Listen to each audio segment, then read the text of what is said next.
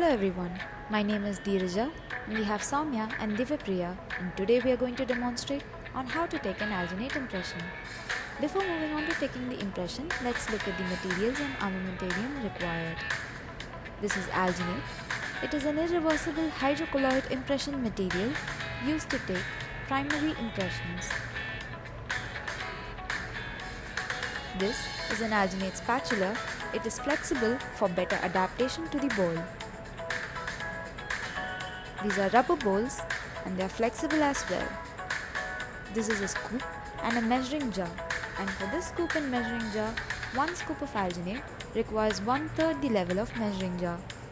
Maxilla requires 2 scoops and mandible requires 1 scoop of alginate. We also have a kidney tray containing a mouth mirror and a probe as supplementary instruments.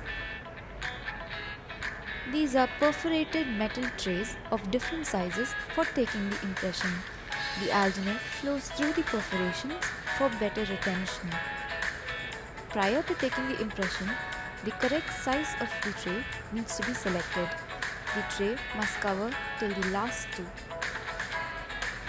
Here we have U1, U2 and U3 and L1, L2 and L3. In case the sulcus is too deep, the alginate may not flow throughout the sulcus. Therefore, wax extensions can be made like this on the tray. Now let's talk about the chair position. For taking maxillary impression, the operator stands behind the patient at 10 to 12 o'clock position. For mandibular impression, the operator stands in front of the patient at 6 to 9 o'clock position. For alginate, the motion of mixing is a figure of 8 motion like this. For selecting the correct size tray, the length and width of the arch is noted. Using the middle finger of the left hand, the cheek is retracted and the tray is placed. The tray must cover the last two. The same is done for mandible.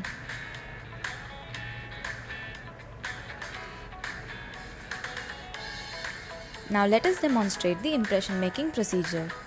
As said before, maxilla requires 2 scoops and mandible requires 1 scoop of alginate. But for beginners, it is best to take 3 scoops for maxilla and 2 scoops for mandible. Care should be taken to add powder to water and not the other way around. It is best to use clean, cool water to slow down the setting reaction. While mixing, the alginate should be pressed against the walls of the bowl so that we get a smooth, creamy texture.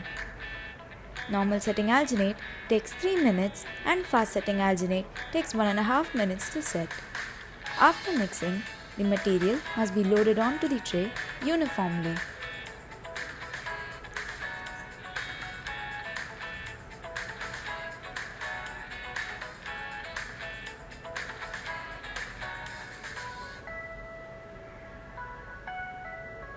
For taking maxillary impression, retract the cheek, drag the finger towards the midline of the lip, retracting the lip, and place the tray and cover the lip over the impression tray and adapt the soft tissue over it.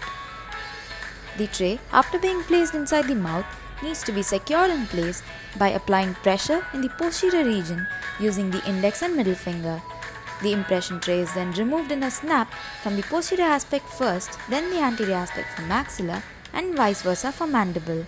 For mandibular impression, while placing the tray inside the mouth, it needs to be tilted sideways and turned at the entrance to the correct side and placed. Now let us demonstrate how to pour a cast. We need dental stone, water, rubber balls, the impressions and the straight spatula. We add dental stone to water and not the other way around, and we manage the water powder ratio according to the manufacturer's instructions. The initial mix should be thin and is poured in one end of the impression and tapped to spread it throughout.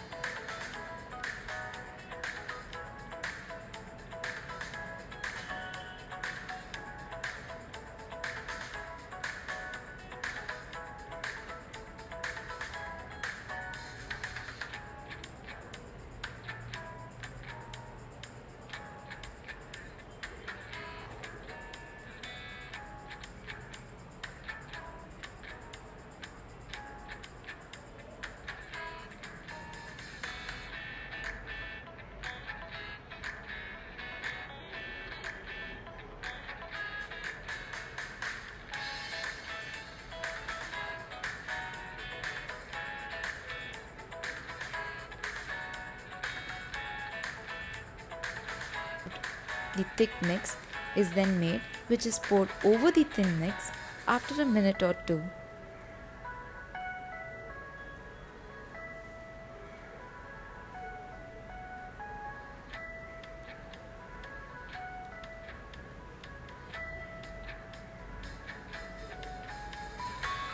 The surface is then over-contoured to get a thick, strong model.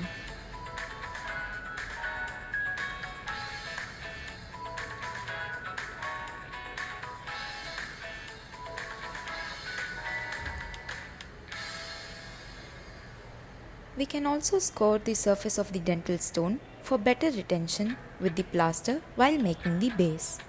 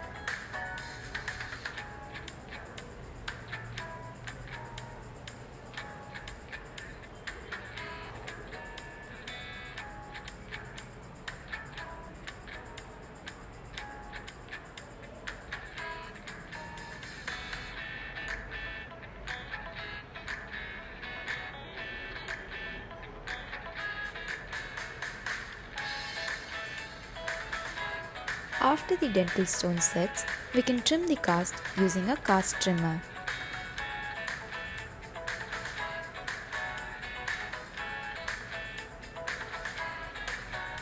Base for the model can be made with dental plaster.